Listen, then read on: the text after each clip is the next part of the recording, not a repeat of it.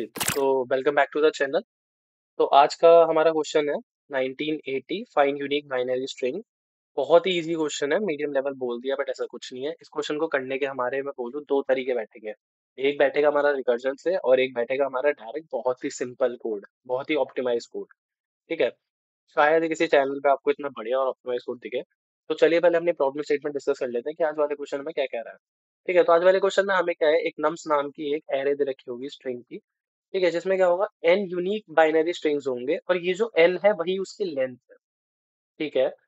और हमें क्या रिटर्न करना है, एक बाइनरी स्ट्रिंग रिटर्न करनी है जिसकी लेंथ भी n ही हो, लेकिन वो नम्स में नहीं होना चाहिए। अच्छा, क्या मतलब हुआ इसका? इसका मतलब हुआ, पहले एग्जांपल डिस्कस करते हैं। जैसे हमारा पहला एग्जांपल है, इसमें हमारा n क्या है, 2। इसकी लेंथ 2 है और n क्या हुआ, 2। ठीक है, इसमें दो ही एलिमेंट है। अब ठीक है, तो अब इसमें हमें देखना है इसकी क्या क्या पॉसिबिलिटीज हो सकती है। देखो, एक 0 1 हो सकती है, बाइनरी है ना। 0 1 1 0 1 1 1 0 1 1 0 0। ठीक है, चार पॉसिबिलिटीज हुई। ठीक है, तो 1 1 इसमें नहीं है और एक 0 0 नहीं है, तो मैं दोनों में से कुछ भी यहाँ पे रिटर्न करा सकता हूँ, यही मेरा आउटपुट है। सेकंड वाला एग्जांपल देखते हैं, इसमें भी हमारा n2 है। इसमें 0 0 दे रखा है, 0 1 दे रखा है, 1 1 नहीं है इसमें प्रेजेंट नम्स में, तो हमें क्या रिटर्न करना है, 1 1 रिटर्न करना है। अच्छा, थर्ड एग्जांपल भी सेम है, n इक्वल टू 3 दे रखा है, तो वही सेम सेम चीज है, इसका आउटपुट 1 0 बना रहा है। तो अब एक बार मैं आपको दिखा देता हूँ दोनों अप्रोचेस जो हम करने वाले हैं। आज टैब नहीं है मेरे पास, तो आप थोड़ा सा एडजस्ट कर लीजिएगा, नोट्स पे मैं आपको दिखाता हूँ। तो चलिए अपनी दोनों अप्रोचेस हम डिस्कस करते हैं। अच्छा, अपनी अप्रोचेस डिस्कस करने से पहले मैं आपको एक चीज क्लियर कर दूं। मैं ना इसमें कुछ ऑब्जर्वेशन है, अगर आपने गौर किया हो, कि मान लीजिए अगर हमारी स्ट्रिंग का जो एलिमेंट्स हैं उनकी लेंथ अगर मैं बोलूं वो n है। ठीक है, अगर उनकी लेंथ n है, तो नंबर ऑफ स्ट्रिंग्स जो पॉसिबल है, बाइनरी स्ट्रिंग्स हम जो उससे बनाने वाले हैं, तो वो पॉसिबल स्ट्रिंग्स क्या कितनी बनेगी, वो बनेगी हमारी 2 की पावर n।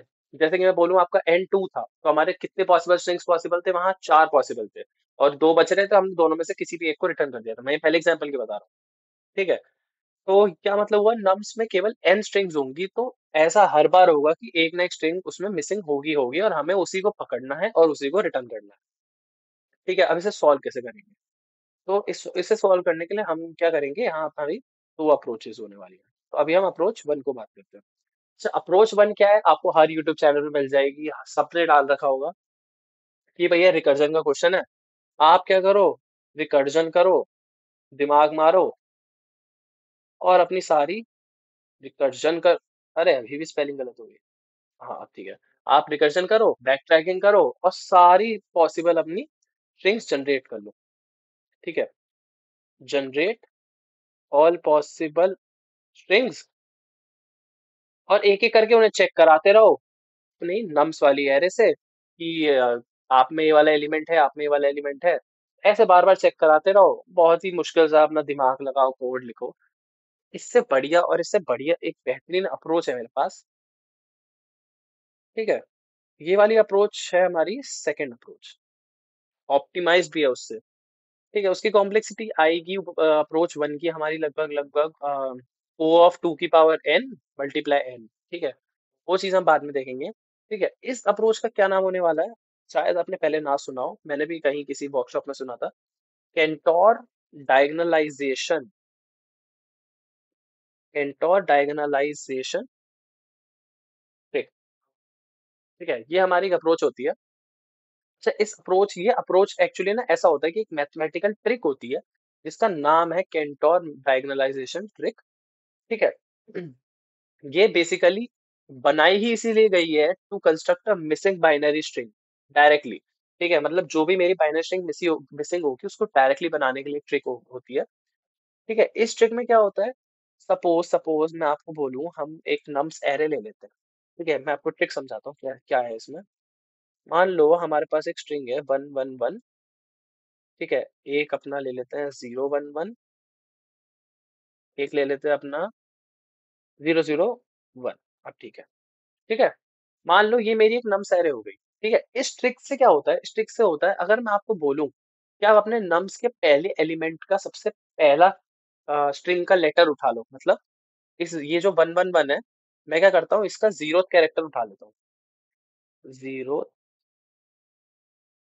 कैरेक्टर उठा लेता हूँ। ठीक है, क्या है इसका जीरो कैरेक्टर, वन है। अच्छा, अब इस वन को क्या कर दो, आप इस वन को फ्लिप कर दो, और इसे फ्लिप करके क्या बना दो, जीरो बना दो। ठीक है। अब क्या करो, आप जाओ सेकंड एलिमेंट पे, जीरो वन वन पे, जीरो वन वन पे जाओ, और इसका फर्स्ट कैरेक्टर उठाओ। क्या है फर्स्ट कैरेक्टर, इसका भी वन ही है। ठीक है। आप इस वन को लो और इसे फ्लिप कर दो, क्या हो गया, जीरो हो जाएगा। और अब आते हैं अपने थर्ड एलिमेंट पे। थर्ड एलिमेंट क्या है हमारा, जीरो जीरो वन। इस जीरो जीरो वन का जो है ना सेकंड कैरेक्टर उठाओ। इसका सेकंड कैरेक्टर क्या है, इसका भी वन ही है। ठीक है, और उसे भी क्या कर दो, फ्लिप कर दो। फ्लिप कर दो और क्या बना दो, जीरो बना दो। बस बूम, यही हमारा आंसर आ गया।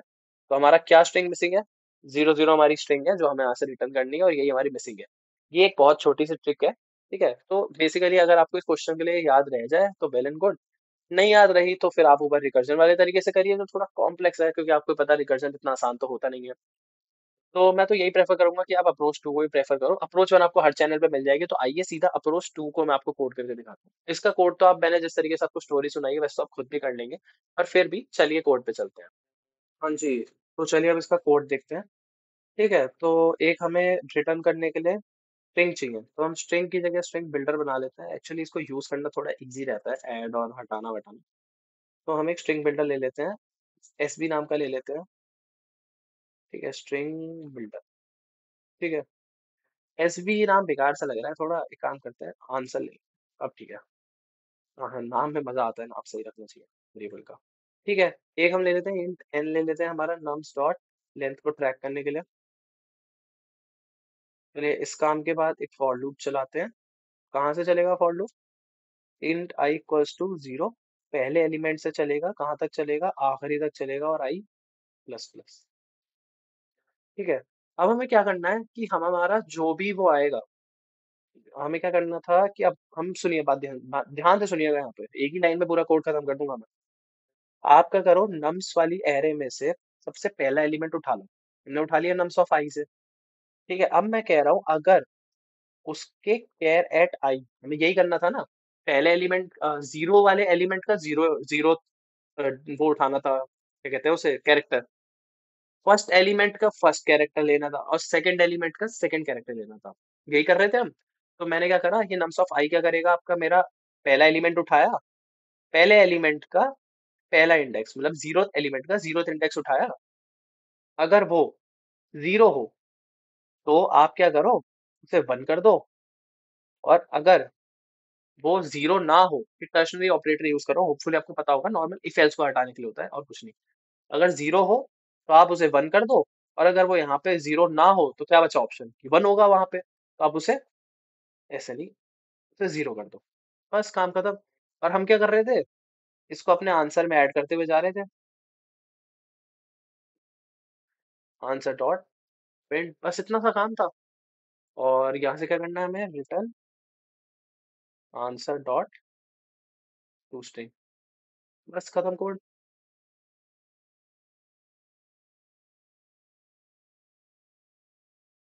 बढ़िया।